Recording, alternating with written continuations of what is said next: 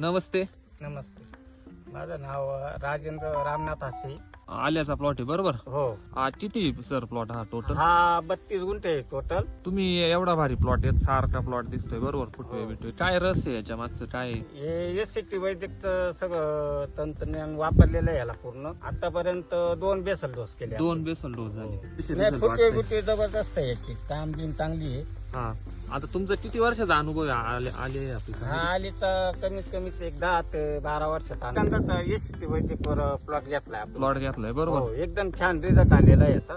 5 महिन्याचा प्लॉट. 5 महिन्याचा प्लॉट झाला. रासायनिक एससीटी वैदिक मध्ये जवळजवळ 50 ते 60% फरक पडतो. बरोबर. बदल म्हणजे आता आल्या पिकामध्ये जर प्रामुख्याने म्हटलं आणि सगळ्यात महत्वाचं म्हणजे एससीटी वैदिक सड येत नाही. तर सड नाही आली सड बरोबर. नाही आली.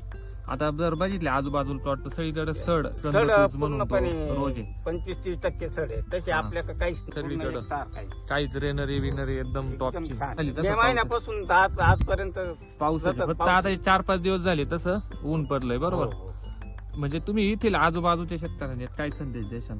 सगळ्यांना मी सांगेन एससीटी वैदिकचा वापर पूर्णपणे करा. चांगली शेती आणि जीवन चांगलं.